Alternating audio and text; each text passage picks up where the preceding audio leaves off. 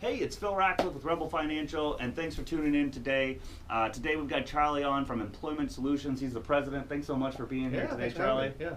Absolutely. So I think this is an important subject. Us personally, we've been hiring a lot lately. Yeah. I mean, mainly interns. Like, we're trying to start relationships with people that we might want later and give back to the community a little bit. But it's a lot of work, to go through all these screenings, to go through background, and then you want a shortcut and not call like, you know, not the background, but the referrals that they put on there for references. The references. And it's like you need to do these things, and you help employers that are busy that need to be working on their business do these things right. Right? Well, cool. So tell us about Employment Solutions and, you know, kind of the brief version of what you guys do so that everybody's kind of on board. Okay. So it's kind of a two-step process. We have our clients, and then we have the candidates that are going to go to the clients. Okay. So ultimately what we'd like to do is have most of the clients do similar work, and then have most of the people that are walking and applying for jobs applying for types of work that fit into those. And then it's kind of like just fitting pieces into a puzzle, you know, which side of town do you live on, and that sort of stuff. But it's to get the people to come in the door to apply for the jobs, which is what you're finding is the really hard part. Yeah. And it's kind of a machine that we have. We have 3 people that they're 2 of them, their full-time job, the only thing they do is call resumes and schedule appointments. And then we have another person that does that half of her day. Yeah. So 2.5 people and they don't evaluate them at all. They just look at the phone number, call them. So they're the resume screener and scheduler. Are you looking for work? Can you come in? Can you pass a drug screen? Do you have anything on your background we should know about? And then they schedule them for an appointment. Yeah. And about half of the people that answer the phone and say that they'll come in, they're looking for a job and all that stuff, will actually show up. Wow. And then the next person that they meet when they walk in our front door, will screen them in terms of getting, you know, the paperwork started, getting them into our system. At that point, they'll probably go out and look and see if they've got any background issues that we really do need to be aware of. Sure. Once we've now decided that we've got a person that's looking for a job and they qualify for a job, we'll drug screen them, and then they'll move to a recruiter. So by the time one of our recruiters sits down with them, we have a qualified applicant that we know can work in one of our clients, and now it's just a matter of figuring out which client we can send them to. And we've got clients all over town, so it becomes, you know, are you near a bus line? Can you drive a forklift? What part of town do you live in? Yeah. That type of stuff. So that's what they do after that. And somebody might want a job and they live in, you know, Pickerington, and somebody places them in Dublin. That's probably not going to be a long-term solution because they don't want to drive 50 minutes Or I need to ride with my brother, or you know, Yeah. I share a car with my wife, and she's got to drop the kid off at the daycare and all that sort of stuff. So the average amount of that first call that I told you about, where all they do is just call the resumes, they dial the phone 18 times in order to get one person who we can place. Wow. So the advantage for our clients becomes they don't have to do that. Yeah. You know? So they can do what they do. They can build whatever it is that they're building. They can continue building it, and we can just keep, you know, moving people over there to fill up, you know, whatever kind of levels that they've got. And then you even, when I was talking to you earlier, you even make it better in the fact that they work for you at first, right? Correct. And so then you can decide if it's a good cultural fit and they're actually good, then you could take them as an ongoing employee. Yes, they have to keep them for 90 days and then or 3 months. And at that point, that there's no, we don't charge any fees other than we bill for however many hours our people are at your plant working. So after 90 days, that you can just hire them. But they can fire them anytime before 90 days. So if, you know, so it's like you get a free trial of or a probationary period. Yeah, exactly. That's what we call it. Yeah, that's exactly what we call it. It's probationary period. Yeah. Cool. We have health insurance they can be on while they're on. We actually have health insurance available to our associates while they're on our payroll, and then if they convert to yours and there's a 30-day waiting period or whatever, they can keep our insurance. Okay. And then so they don't have a gap, and then so they can get onto yours. Cool. So. That's awesome. So I put this question in there, and I think it's probably pertinent to people that have watched this video, and I think you've hit on some of it, but let's just phrase it that way. Why use a company like yours rather than doing it yourself in-house? Because whatever you're doing, that's what you want to do, right? I mean, ultimately you want to higher ROI, right? Your purpose is whatever you build, you want to build as many of those as you need to sell. Yes. And our business, all we do is hire people. So rather than you having to worry about building whatever it is you're building and selling whatever it is that you're building and then hiring people to build it, and then we can take care of that part for you. So you can go to work and concentrate on making sure that whatever it is that you're building or packaging or shipping or whatever gets done.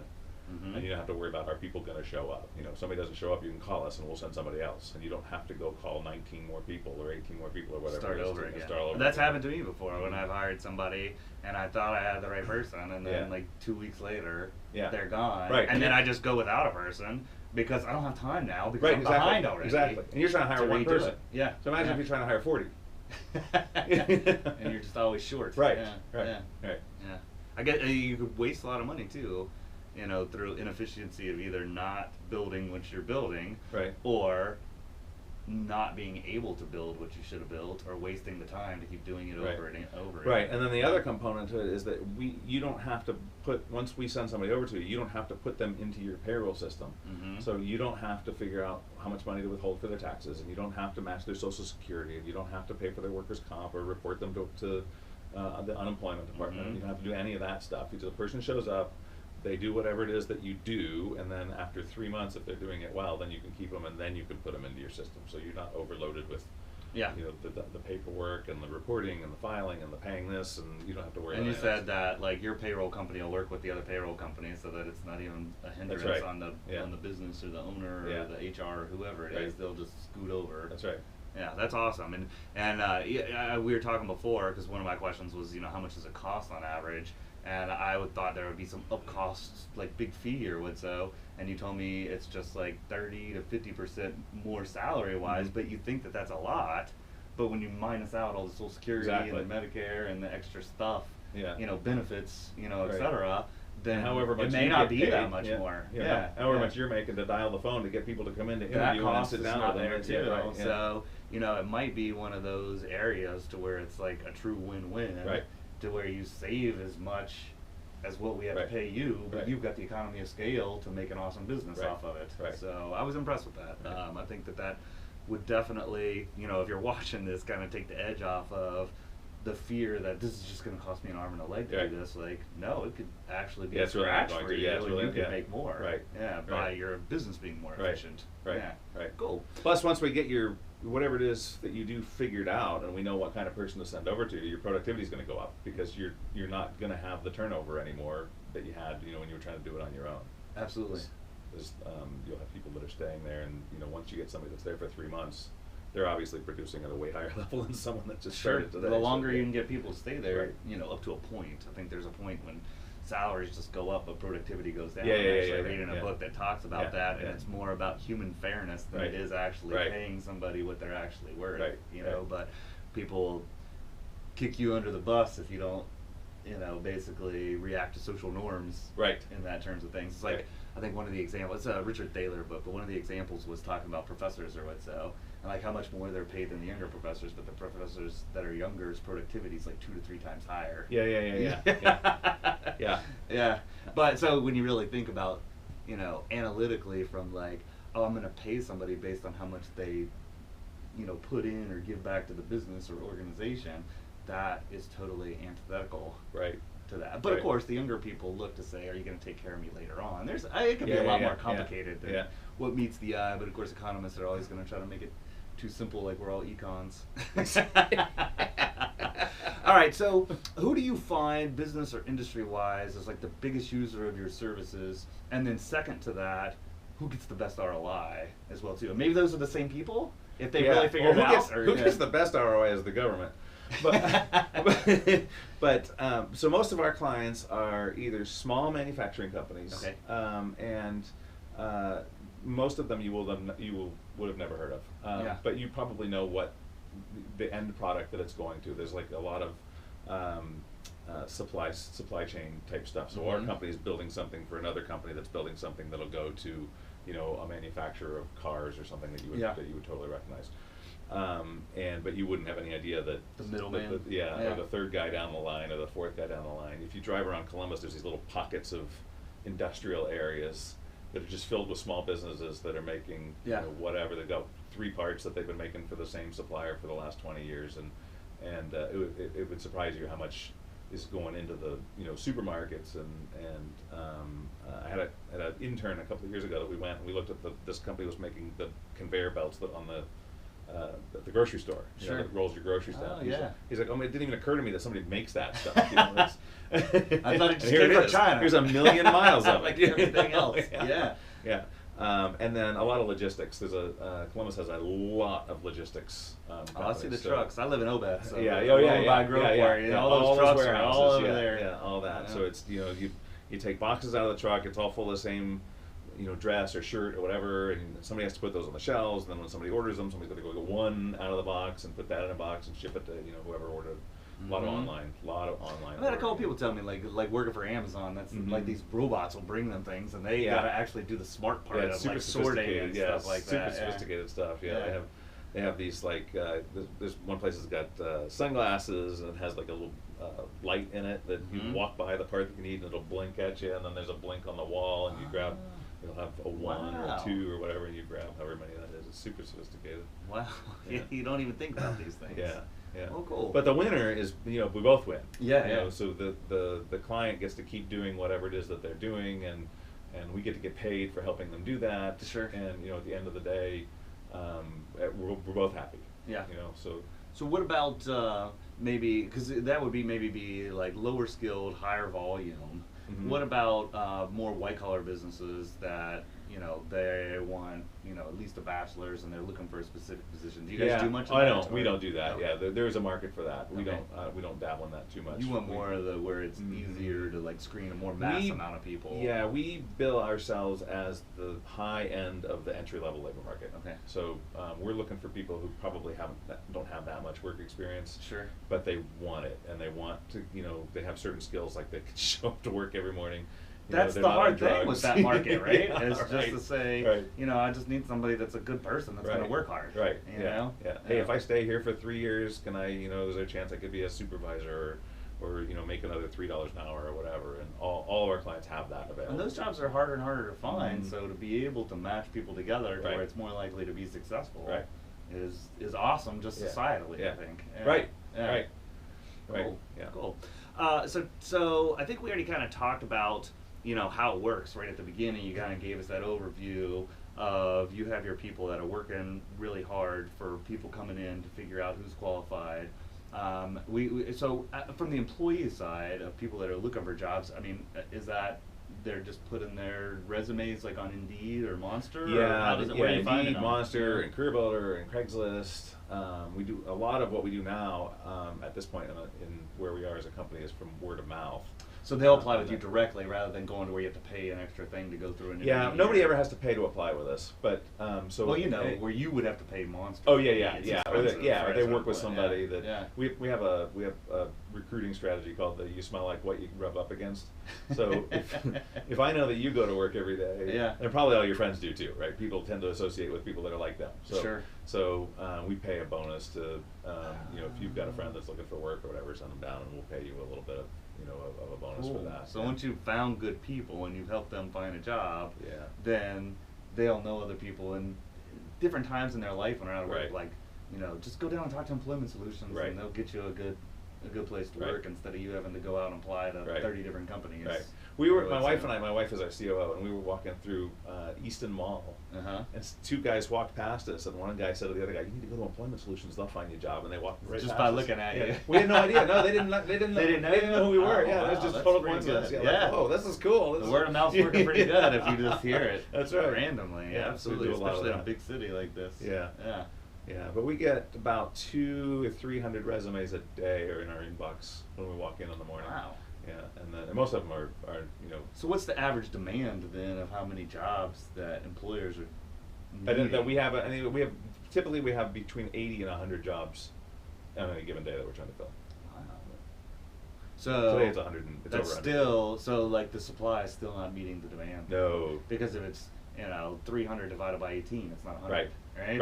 Right. Yeah. Right. And yeah, no, and it's a struggle. And of those 300, half of them won't show up. Yeah. Half of those will Not pass something. not pass something. Yeah. You know, and then the other half, maybe we can work with them and find something they're not qualified, or you know, people will people who want a job will apply for any job. They don't care that it says, you know, you need to be able to drive a forklift and you need to be able to have experience with welding or whatever. We found that on some of ours too.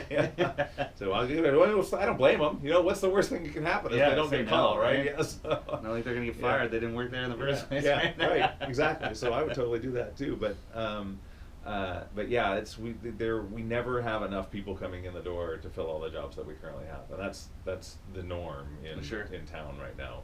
And then obviously, you know, it seems like the economy's doing really well right now. So you probably get peaks and valleys in terms of like what employers need or don't need, or like now it's just starting to ramp back up now. January, February, March, a little bit of April that's a pretty slow time. And then all the retailers that do a lot of Christmas sales, they need to start getting ready for that now. So they're starting to hire now, and then we'll be steadily busy up through the holidays now. So most of the people that are hiring, when you say that, when they're ramping up for that, is that a seasonal job, or will they keep those people on? They'll keep them if they're good. Okay. So if they have good attendance and good productivity and they're learning and you know and they're acting, they'll just prune the fat after the holidays are over, basically. Yeah, and people quit, so it's not even so much. It's not like there's a big layoff in January. It's just as people quit, as it gets closer to the holidays, they fill their turnover. Yeah, they just don't replace them. Yeah. So. Yeah, interesting. If you're big enough, I'd say that probably works pretty well. Yeah. And then you're continually, if you've got a good process, getting better. Right. And right. So that's cool. So how much lead time does it take? You know, if I said I need this person now, how much time between like when I tell you, and then how much time does it take as the employer or the HR person to tell you exactly what they need to set things up? Obviously. Yeah, it depends on how involved the skills are in the person. So if you needed somebody that can operate a really super sophisticated machine that there are 3 of in the state, you know, that's going to take a little while. But if you need somebody who can take clothes out of a box and put it into another box, and we can get that ramped up pretty quickly. Fast. Yeah, from the time. So if you were to say go right now, I could probably have people in your place. What's today? Friday. Middle of next week. Wow, that's awesome. And there's a paperwork process that's got to that we have to do and that type of stuff. And then our recruiters have to talk to the client, figure out what you do. You know, what do you do? Yeah, you know, I can't solve your problem until I know what it is. So. And I would imagine you're, 3 people that are, if they've got long tenure, they're probably better at figuring things out. Right. And if the employer's been with you more, then they actually get to know that right. business, right? So right. It's easier. Right. Yeah, and they'll go out to it. Like when we first start with a new client, we'll send a recruiter out to it, and they'll go look around and see what are they doing, and what are they wearing, and what can we tell them about the place that will make them want to work there, that type of thing, and then they'll get started on it. And initially the process is a little bit slower, but then as we get a few people over there, they'll start getting a feel for what do you like, what personalities get along well over here and what don't, what are things that that are going to work out well and what aren't, and we won't send you the ones that aren't, and it'll get fine-tuned. So but not just a hard worker, hopefully, but somebody that actually fits in with the culture and the people. Well, yeah, you're going to go work for people, right? Yeah. So it's not, so hopefully, right? We don't want to be working for machines. Yeah. So and people, no matter what no matter what specs you put on a piece of paper that you need, if you can't get along with them, that's not going to work. Yeah. So we have to learn the personalities of the people that work over there, and then send people that we think will fit into that. Yeah. And that's because obviously that is in your best interest too, because if you have to place multiple people, that's higher costs for you. Right. Right. So the better you can fit people from the get-go. Right. Again, it's another win-win. Right. Right. Just let it kind of go on autopilot. Yeah. Oh, cool. Well, any last gems of advice or anything to leave for our viewers? Nothing I can really think of. No, one of the things. Well, actually, yeah. So one of the things that we talked about a little bit ago was how much does it cost? And one of the big problems that we're finding, not big problems, but one of the biggest problems that we're finding in the market right now is not paying people enough. And you kind of alluded to that. It's not you got to pay people, because it's right. Yeah. But you also have to pay people so that you're going to be able to keep them. Yeah. And so they're not just job switching all the time. For yeah. And they'll leave for a quarter, right? Yeah. And the wages are really good right now because it's super competitive. And we have an oxygen theory that says if you and I are sitting in this room right now and we're talking and we're not thinking about oxygen because there's plenty of it, right? But if you took it all out of the room, I would have That'd be no the only interest in thing that you talking care to about. Yeah. So and it's the same thing with wages. If the wage that you're paying someone doesn't allow them to eat and pay their bills and make sure that their heat's turned on, it doesn't matter how nice you are. It doesn't matter what other benefits you have. It doesn't matter that you have a nice lunchroom. It doesn't matter. They can't breathe. They literally can't breathe, right? Yeah. So they're going to leave the first opportunity that they get. So you need to make sure that their human needs are being met. Sure. And then all the other stuff that you put into it's great. That'll keep them there, but they have to be. And then the other part of it, though, is you talked about there's a sweet spot, right? You don't want to pay people that are worth $12 an hour, 20, just because you think it would be nice. You won't get the return, right? There's a point where it diminishes. It's got to be consummate. Yeah. So the important thing, especially right now because it's changing all, is to look at your wages and a lot, and make sure that whatever it is that you're doing with your wage, that it fits with what everybody else is doing with your wage, and can you live on this? Yeah. And just constantly keep re-examining that, because that's a big problem in the marketplace that we're seeing right now. Is you cannot pay people right now like you did when it was 2008 and the unemployment rate was 11%. Sure. And it's competitive now. Yeah. Right, Yeah, absolutely. Well, thanks so much for being here, Charlie. We appreciated your time. I hope you guys got a lot from that, especially if you're an employer. I think it is an awesome service that is a win-win for people, and it can't hurt to give it a try as well too. So that your information, I think, has been up there. So cool. If you guys are interested, give them a ring or an email and try it out. So hope you guys have a great weekend. It's looking beautiful out there right now. At least we're starting to get some spring weather. Hopefully it doesn't flip to summer like that, but it probably will. So tune in next week. We have Susan Reiser in from Thrive Massage and Wellness. It'll be a different but awesome and interesting thing about taking care of ourselves with hopefully having a good living wage, right, that you can do some things to live healthier and be happy with your life. So have a super weekend, and we will see you next week.